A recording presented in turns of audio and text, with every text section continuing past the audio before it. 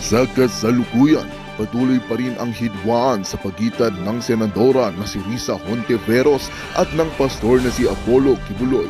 Matigas pa rin ang pagpilit ni Senator Risa na panagutin si pastor dahil sa pag-iwas nito sa investigasyon. May pagdududa rin na tila may sala nga ang pastor at hindi sumusunod sa batas kaya't hindi ito sumasa ilalim sa mga pagdinig sa Senado. Sa kabila naman nito, buong lakas namang ipinagtanggol ng mga miyembro ng Iglesia ni Apollo ang pastor laban sa mga akusasyon ng senadora. Hindi rin nagpahina ang posisyon ng dalawang panig at patuloy ang laban para sa katotohanan. Patuloy na nagtutuos ang Senado at ang mga taga-suporta ng bawat panig na nagtutulak sa mas maayos at makatarungang resolusyon sa alitang ito. Samantalang hindi pa rin natatapos ang hidwaan, patuloy din ang pagtutulungan upang magkaroon ng malinaw na paglilinaw sa mga isyong kinakaharap ngayon. Walis sa itong katunayan na dapat nating pagkatutukan. Ngunit bago ang lahat, siguraduhin mag-subscribe at i-hit ang notification bell para sa patuloy na pagtutok sa mga sulyap ng bagong balita sa tunay na boses ng MASA.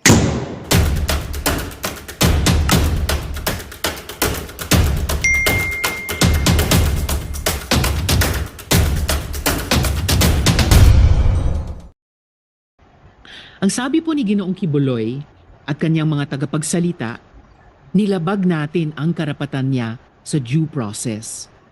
Sabi niya, sa proposed... Nag-umpisa na po ang Senate hearing mga kaibigan. Nasa loob na po ito ng Senado guys. So pasamantala muna tayong lilipat dito sa Senado para po ma-witness natin mga kaibigan ang mga pangyayari ngayon. No? Ang ganap ngayon sa loob ng Senado. Titingnan natin guys kung sino po yung mga resource person. Ito po, nagsasalita na po si Virus at galit na galit siya at umiiyak po siya mga kaibigan. Parang umiiyak po siya guys sa sobrang galit niya. Ito po, panoorin na po natin guys ha. Sa mga hindi pa po nag-likes dyan, pakipindot lang po mga kaibigan. Maraming salamat. Ito na po, Senate hearing, umpisa na. He should enjoy the fullest liberty of speech and that he should be protected from the resentment of everyone, however powerful, to whom the exercise of that liberty may occasion offense. Close quote. Friends, hindi po pwede na basta-basta lang magsabi ng due process si Apollo Kibuloy ay hindi na siya haharap sa Senado. That is not the ruling in Neri versus Senate Blue Ribbon Committee. That is not the ruling in Lincoln Ong versus Senate Blue Ribbon Committee. In both these cases, the individuals involved were present in at least one hearing. Humarap na sa Senado ang isang former president, ang isang sitting Senate president, ang madaming mga general. Just last Congress, humarap ang dalawang sitting executive secretary, si Ginoong Vic Rodriguez at current ES, Lucas Bersamin. Humarap na din ang religious leaders, kung naalala po natin ang Pajero bishops. Kaya wala po tayong pinag-uusapan na religious freedom dito. Like executive privilege, religious freedom cannot be invoked to evade liability. Hindi po mapapakulong ng Senado si Kibuloy para sa mga paratang sa kanya dahil hindi kami huwes. Trabaho yan ng ating legal process. Kaya nagpapasalamat po ako sa DOJ sa binalitang pagsampa ng kasong qualified trafficking at child abuse laban kay Apollo Kibuloy.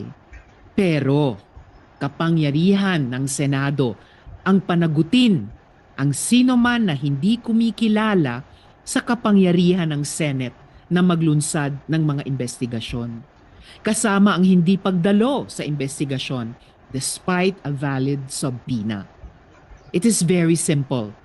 The power of the Senate to conduct investigations in aid of legislation has long been settled by the Supreme Court.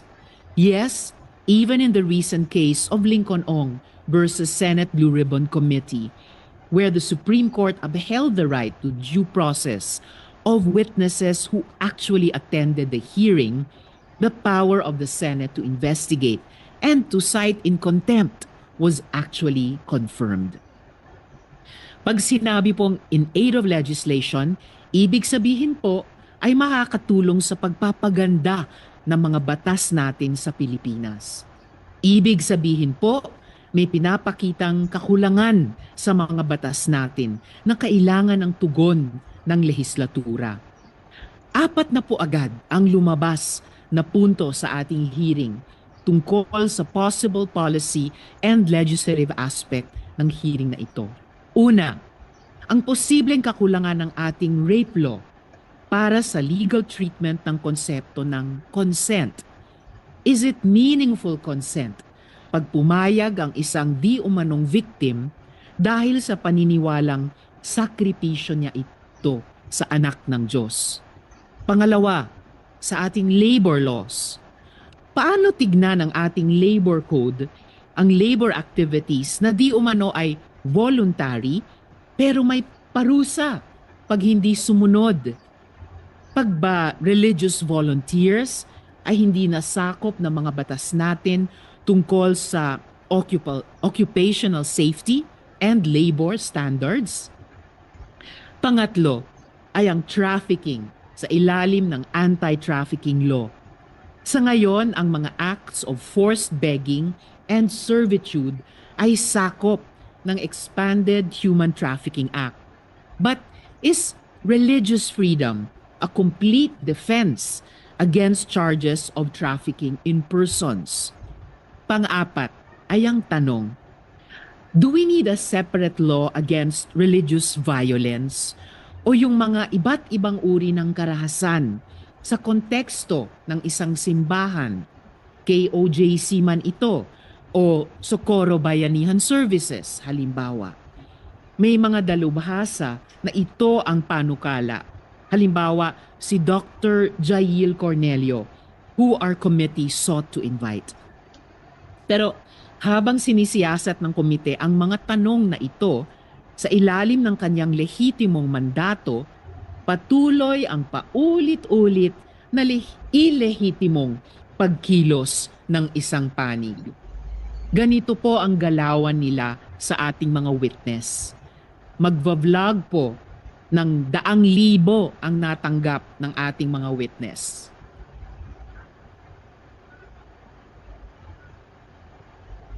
Sources ninyo na lifetime ang support sa inyo, tama ba?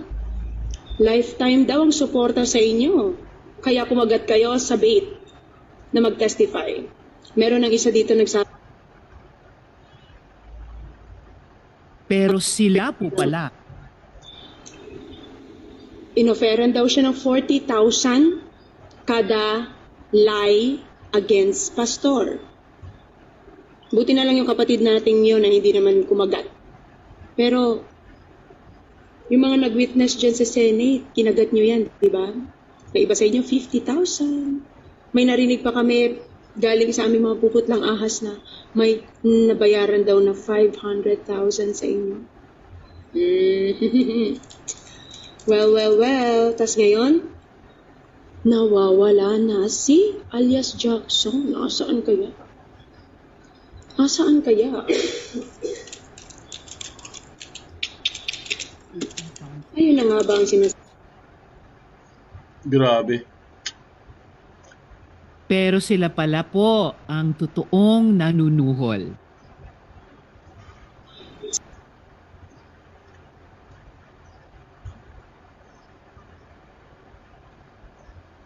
So nakasulat po dyan, mag-recant ka na lang, pasayloa na lang si pastor og ang ministry.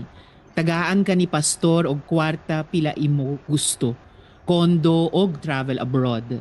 Bawi ay imo gin panulti sa Senate para pakaulawan anang Hontiveros na. And by the way, safe and sound po at hindi nawawala si alias Jackson. So, suhol, pananakot at pangharas po ang minemerienda ng ating mga matatapang na witness sa pang-araw-araw. Sa totoo lang po, Pwedeng-pwede naman po silang bumaliktad dahil di ko naman matapatan ang inaalok sa kanila para mag-recant. Pero naninindigan sila. O, narinig nyo yun mga kaibigan? Narinig nyo? Narinig nyo guys? Ako narinig ko yun, loud and clear.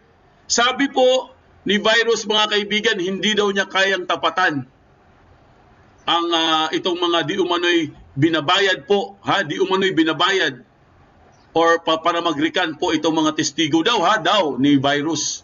Hindi daw niya kayang tapatan. Ibig sabihin guys, bayad nga sila.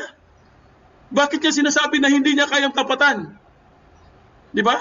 Ito in-explain ko lang sa inyo guys, dahil binaliktad po nila ngayon na ito daw si pastor ang nagbabayad para mag-recant itong mga testigo ni Virus. Pero pala mga kaibigan, inamin na niya dito sa Senado.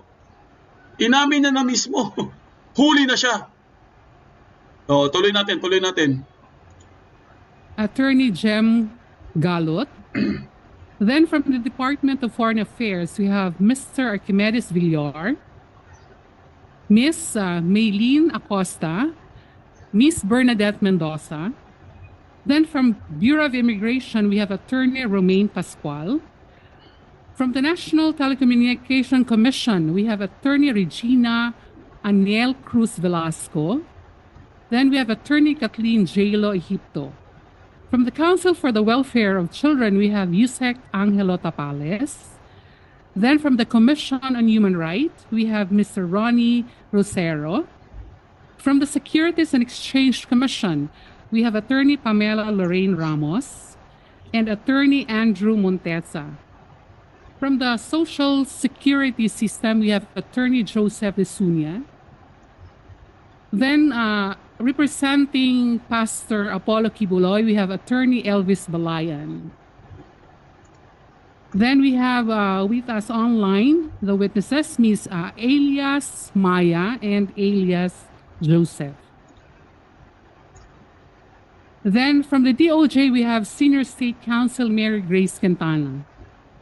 So, Madam Chair, may I request all those who have not taken their oath during our last two hearings to please stand up, raise your right hand, and repeat after me. I, please state your name,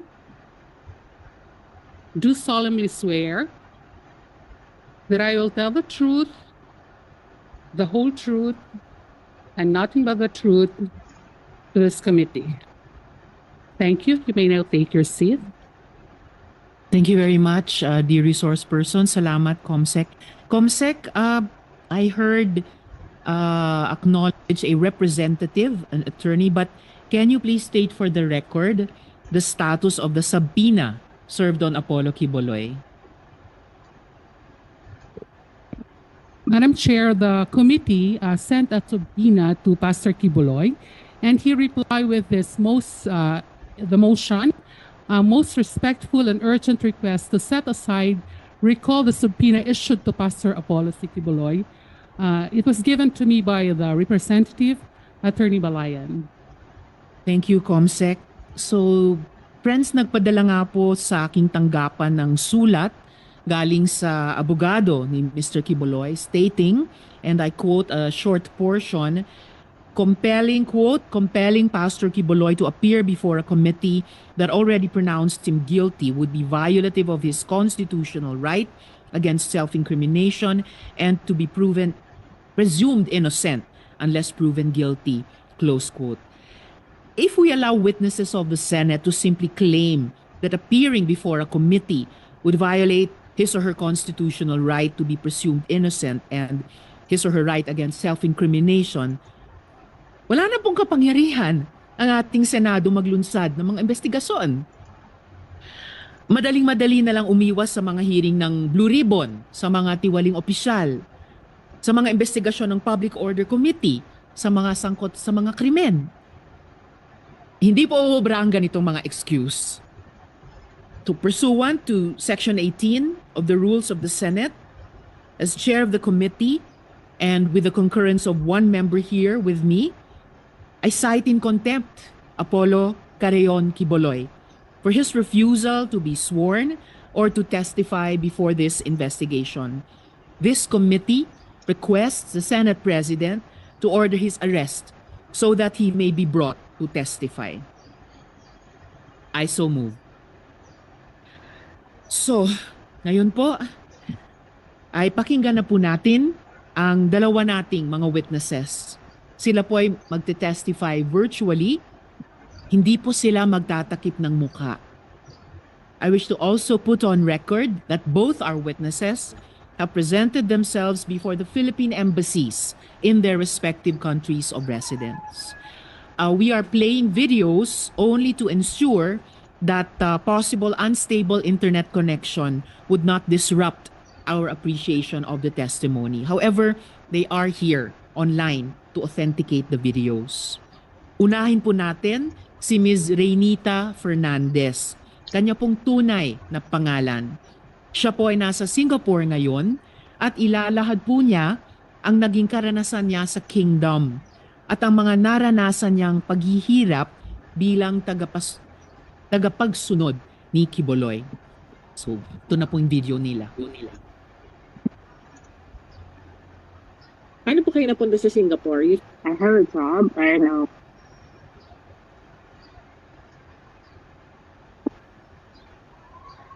I decided to work here kasi nga yung galing ako sa Manila noon, life is not so good. So, right after, nalalaman nila nandito ko, they never stopped, like, fellowshipping me para bumalik sa kanila. And then, right after na nag-decision ako because I thought, my brother kasi and sisters, still full-time workers sa loob, he kept on telling me na yung buhay mo is magiging kasi nga, nasa labas ka, you turn your back, you turn your commitment, ganon. So, parang na-convince nila ako na bumalik. So, 2016, bumalik ako. Right after na nag-decision ako na bumalik ako, they asked me to pay first like $500 Singapore dollars, and then, so $500 Singapore dollars, it was like, you're like 1 month salary when you count that time. Decided na talagang, okay, I commit again to be involved in the ministry. They again asked me like 2,000 Singapore dollars. And so I did it. And on top of that, ginawa din nila akong leader for some kind of like work. What do you do, ma'am? Domestic worker. I have to give them like English pa to? 200 Singapore dollars. On top of that, apart from giving your 10% of your income plus the offering. And when you become really committed, when they say that you are very committed in giving, they will make it like English pa to, parang turn it ako, hindi naman around. sa Pilipino. Like your tithe is going to be 90%, not just 10%. Because they said tithe is the seeds, and then the offering is the land that you have to sow. So the more tithes you will give, the more blessings you will get. So because of that, I lost my house. Kasi di na ako makabayad na aking bahay ng mortgage and everything. And I owe a lot. Because has never been stopped of the giving. Yung bahay niyo po na nawala, sa Pilipinas po yun? Kasi hindi ko na mabayad ang mortgage ko. They're too much. But actually, I know everything that dito sa Singapore, that they're running illegally here dito sa Singapore. Can you tell us a bit more about that? Yung sinasabi niyong illegal businesses sa Singapore. So dito sa Singapore, you can only work based on your visa, based on your IC. You're not supposed to be working beyond that. Otherwise, it's illegal. So I found out that nagpadala siya dito ng mga full-time workers. But then, it's not in a legal way. But to make it legal, ang ginagawa nila is nagbabayad sila ng tao na kada rito sa Singapore to stand for them as an employer. So, in that way, every worker, they can go house to house every day, like from morning until night, so that mas maraming pera yung maliligo nila. So, it's illegal kasi Nahahanap yung fake na employer. Saan po nila yun nakukuha? yung mga dummy employer. Actually, they're very good at that. There are some people that who allow that, right? It's because of money. So they're just allowed it to take the money and to stand for like an employer. For example, they used to work like three places in a day. They can earn money like for one person it's like more than $200 in a day. And how many workers does he have? Many, every single day. And on top of that, they're living in one apartment here. We also use the name of one of the old homes here. Kasi pag nalaman ng mga tao na, oh, you're doing this for the old people. So they will give more money. But which in fact, actually, we only remit a tiny bit and everything. With the rest of the money will go to the city to give.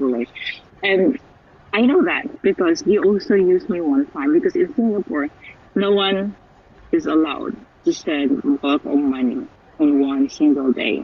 But one day they also asked me to send like, more than 100,000. 100,000 na pesos or Singapore dollars? Ng pesos. Kasi nakalagay sa is 2,000 is like questionable ka pag-send ka na out of the country, ganyan. So, ganyan yung ginagawa nila illegal dito. They're joining a lot of work society just to make it like, for them to be legal to operate. Kasi, nare-raid sila dito eh. They can still make a way. Kasi nangyilipat na sila ng ibang tirahan. But then now, one of the administrator, I believe, she stands as an employer, stated on that apartment that she lives there. And then she hired example as her domestic helper, one of the full-time worker. That's how clever they are. I can't believe it na makaka-operate sila ng ganun. Which is Singapore is very, very strict. Ganun yung operasyon nila dito. Every house na tinitirhan nila, sama-sama sila, doon nila ginagawa yung mga fundraising. Yung mga pakanin, yung mga paninda nila, kahit kahit halos hindi sila matutulog eh. Yung mga full-time worker, sa umaga, magtatrabaho sa bahay-bahay. Sa gabi, magtitinda sila. They're going on pubs, every pubs, para magtinda din. And all of those money goes to the tubular. Yung isa sinasabi niya po yung mga domestic workers, pati yung sweldo nila, binibigay pa nila kay Sir Kingdom. Pero paano po yung pagre-remit nila ng pera sa mga pamilya? Binibigay pa nila kay Sir Kingdom. Pero paano po yung pagre-remit nila ng pera sa mga pamilya nila sa Pilipinas? Sinasabi nila, huwag sasagutin yung mga pamilya na nanghingi na tumatawag because the real family is the kingdom only. That's the fact. That's it. I mean, may iba dito, wala din na nila sinasagot yung mga tawag ng family kasi wala na silang pera. They already give it all. They don't even own their time. They don't even own themselves.